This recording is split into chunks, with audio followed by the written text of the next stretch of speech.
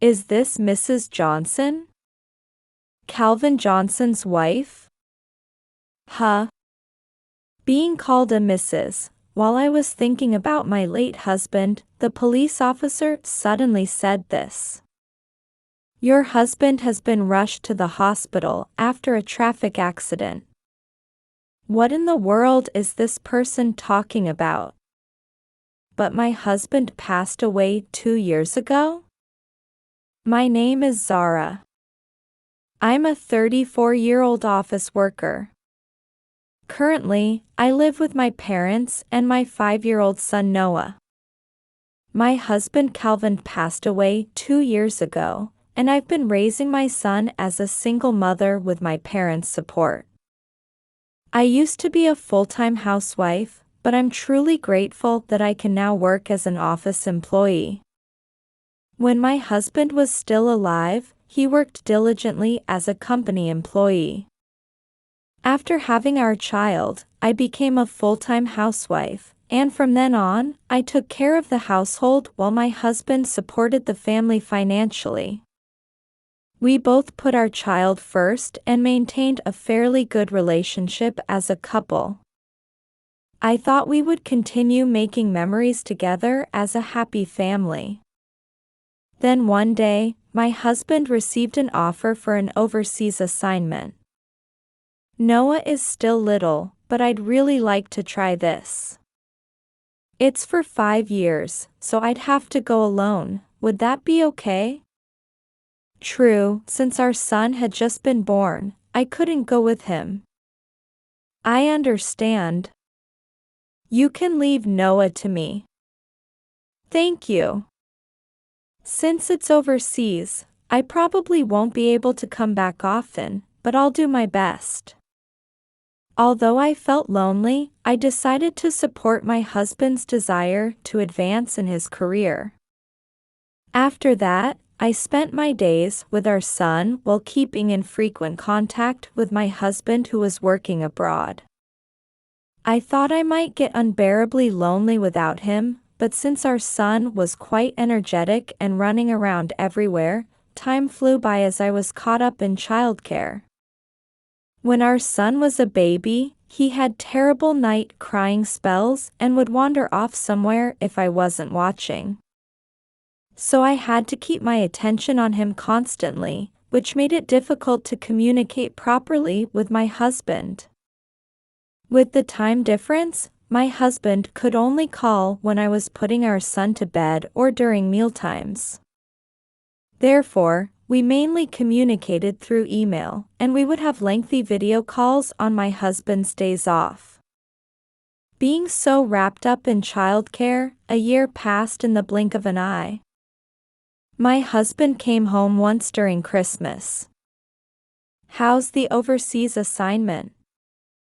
My head feels like it's going to explode with all the new things, but it's fulfilling, and I'll keep doing my best. I see. Don't push yourself too hard. Thanks.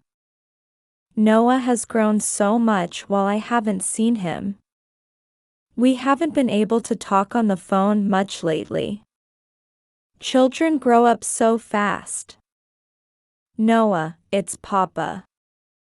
Papa. Oh. Did he just say it, Papa? Yes. He did. For the first time. Noah's such a smart boy. Perhaps because we were excited about our reunion after so long, we made a big fuss over even small things. My husband could only stay for about 2 weeks, so we spent those days visiting both our parents' homes and had a very fulfilling time. All too soon, the day came for my husband to return overseas, and I felt incredibly lonely knowing I wouldn't see him for a while again. Our son and I saw him off at the airport, and I endured until we could meet again. At first, I felt lonely without my husband, but as I became busy with childcare again, time passed quickly. Our son learned more and more words, and along with that, he learned to walk, expanding his range of activity. This meant I had to watch him even more carefully to prevent him from wandering off somewhere. Since I was taking care of him alone, I had to protect him. I burned so many calories that I had nothing to do with post-pregnancy weight gain. In fact, I became thinner than before my pregnancy. Another year passed somehow. I thought my husband would come home for Christmas this year too, but in early December, I received this message from him: "Sorry, but work is really hectic, and I don't think I can make it home for Christmas." I was very shocked. I hadn't seen my husband for about a year since last Christmas. Also, he apparently had a sudden increase in workload, and our video calls had become much less frequent. I had been enduring because I thought we'd meet at Christmas, so learning this wouldn't happen made me feel terribly lonely. I see. But if it's work, it can't be helped. I was extremely depressed. But I told myself that my husband was working hard to support our lifestyle. Since it was Christmas anyway, I went to my parents' home and spent it with them. Both my father and mother seemed happy to spend time with their grandson. Christmas passed and the new year came, but I continued my days busy with housework and childcare. Our son had grown rapidly since turning 2, and now he runs energetically around the house. I enjoyed our time together, smiling at his growth, taking daily walks with him, and going shopping together. However, communication with my husband kept decreasing. He seemed extremely busy with work. At first, I would send emails, but when replies stopped coming, I thought he must be busy and stopped sending them so frequently to avoid being a burden.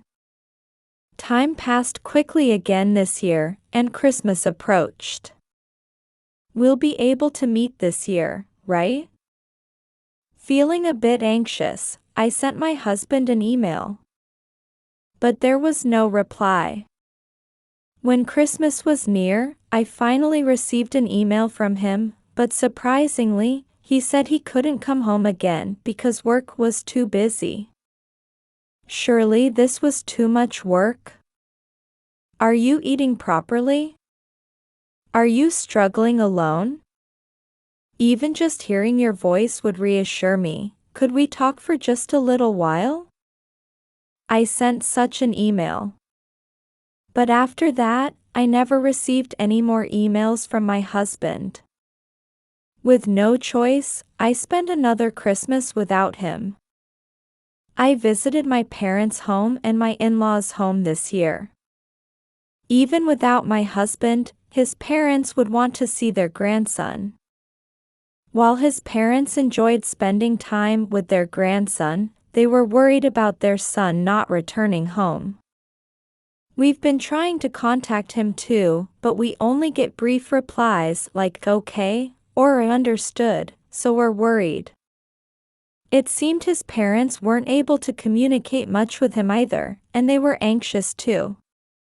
Then, in the midst of all this, an unbelievable event occurred. One day, I received a call from my husband's company. Please stay calm as you listen to this.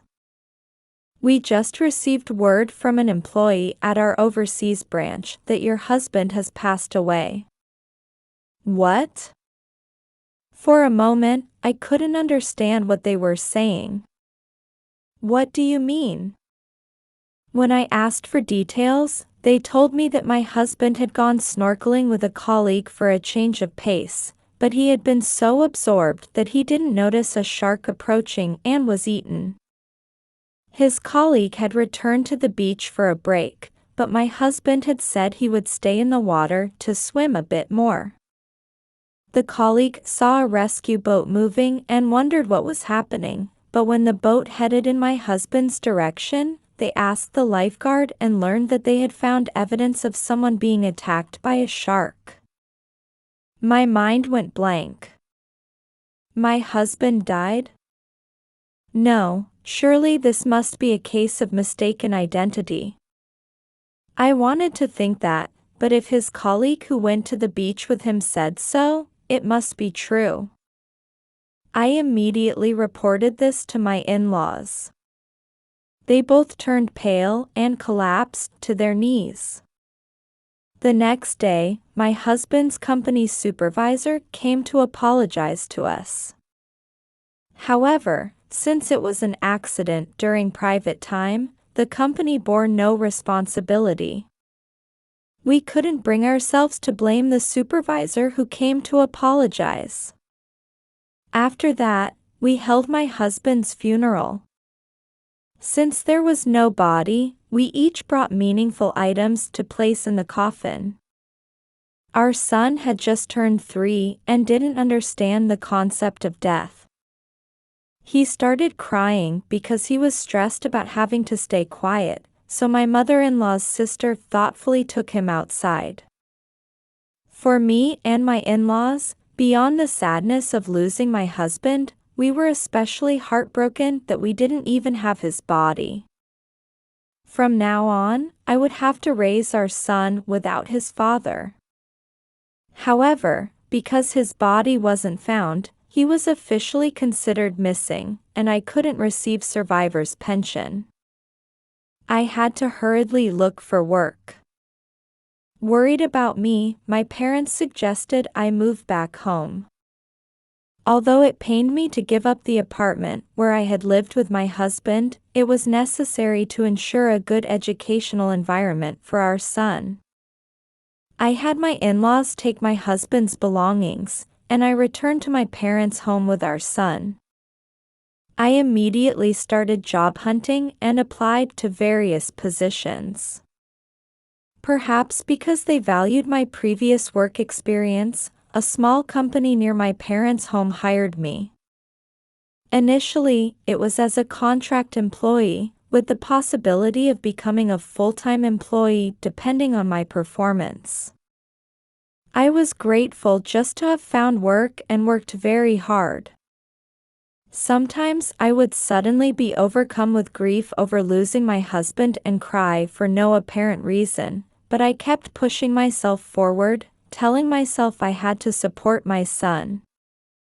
With my parents' help, I worked hard as a single mother.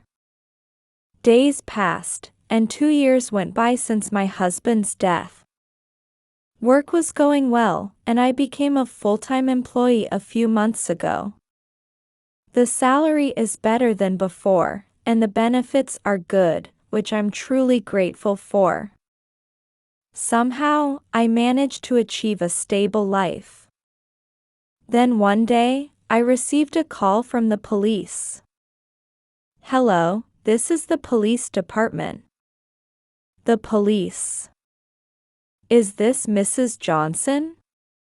Calvin Johnson's wife?" Huh? While I was thinking about my late husband after being called Mrs., the police officer suddenly said this: "Your husband has been rushed to the hospital after a traffic accident." What? What in the world is this person talking about? "We need you to come to Central Hospital immediately." As the police officer continued speaking, I interrupted and said, "But my husband passed away 2 years ago?" Eh? My husband died overseas 2 years ago. Dot. The police officer seemed confused. But I was also troubled by such a phone call. However, when we checked the personal belongings of the person we transported, there was an emergency contact number written on their driver's license. What? Not understanding what was going on, I decided to go to the hospital anyway. The name the police officer mentioned was definitely my husband's, which meant the person who was transported had my husband's driver's license. When I arrived at the hospital, I was immediately shown to a hospital room. There, sleeping on the bed after receiving treatment, was unmistakably my husband. I couldn't believe my eyes. How could my husband, who was supposed to be dead, be here? Is this man definitely your husband? Yes. He's definitely my husband. But I heard he had died. How? I was completely confused. I didn't understand why my husband was alive or why he had lied about dying. Although I had many questions, my husband had apparently been seriously injured in a car collision and was currently resting. I would have to wait until he woke up to get answers. But for now, I should contact his parents. I called my in-laws. They were so shocked they were speechless. They said they would come to the hospital right away. However, when I returned to the hospital room after calling his parents, there was an unknown woman hugging my sleeping husband while calling out a Calvin. I froze at this sight. I quickly took a video of the scene. The woman seemed to think they were alone in the room and was talking to my sleeping husband. I came back to the country with you so we could get married. You said it had been 2 years, so surely your wife would file for divorce. You can't die before that happens, okay? I couldn't believe my ears. And then I understood everything. My husband had faked his death to be with this woman. He must have quit his job and run away with this woman, deceiving even his parents. I was filled with uncontrollable anger. Then my husband woke up. Calvin. Oh, Lola. I'm so glad you're awake. What happened to me? You were seriously injured in a car accident. I remember now. An oncoming car suddenly crashed into me, and then. I'm so glad you're safe. When I checked your phone's GPS location and saw you were at the hospital, I rushed here. I see, sorry for worrying you. My husband and the woman called Lola were having such a conversation. When Lola said she would quickly call a doctor, I hid myself. After watching the doctor check my husband's condition and leave the room, I entered. Calvin, it's been a while. As I said this while entering, my husband looked at me with shock. The woman asked him, "Who is she?" I turned to the woman and said, "Hello, nice to meet you. I'm Calvin's wife." What? The woman called Lola turned pale. Zahra. It's been a while. Yes, it has. I didn't know you were a magician.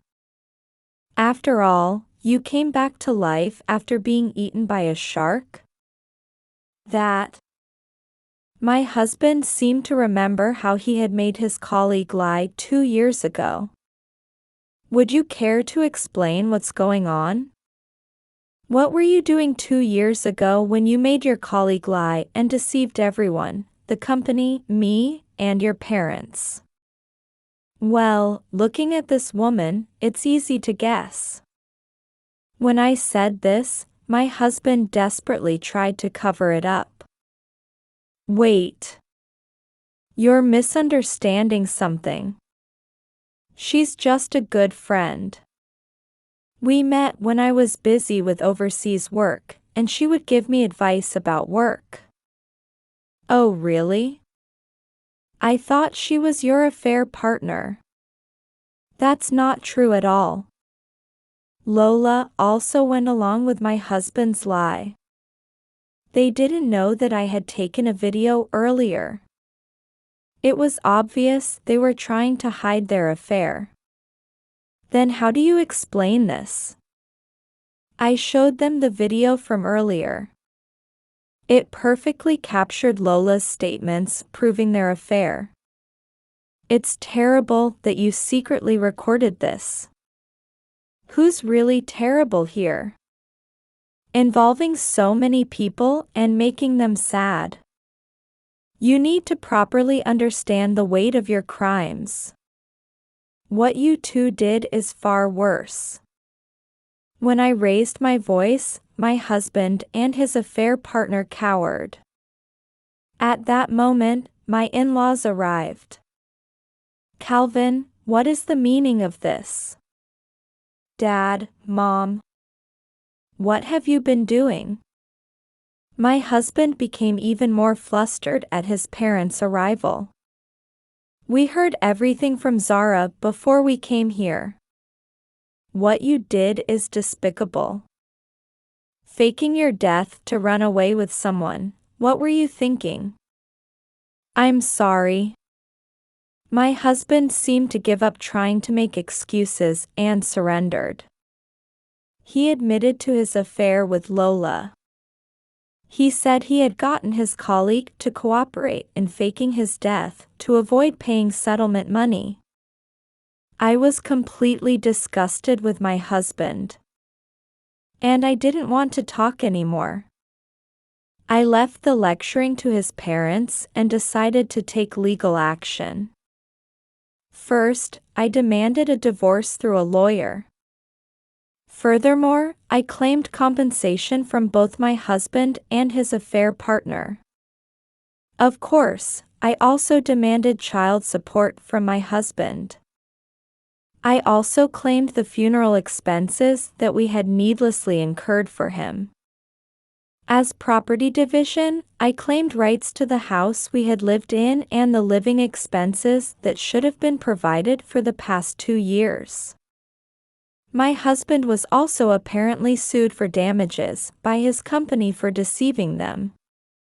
His current debt must be enough to make him want to die. Although his parents paid on his behalf, my claims alone amounted to over $100,000 including child support. Adding the damages from his former company, I think it's an amount he won't be able to pay back in his lifetime. His parents said they would cover the payments to me but wouldn't cover the damages to the company. So my husband will have to work desperately to pay it back. Apparently, Lola quickly dumped him when he became so deeply in debt. Well, that doesn't matter to me. Meanwhile, I continue to live at my parents' home, watching our son grow up together with them. I'm saving the settlement money and child support for our son's future education expenses, and I'm working hard at my job to protect our son's lifestyle.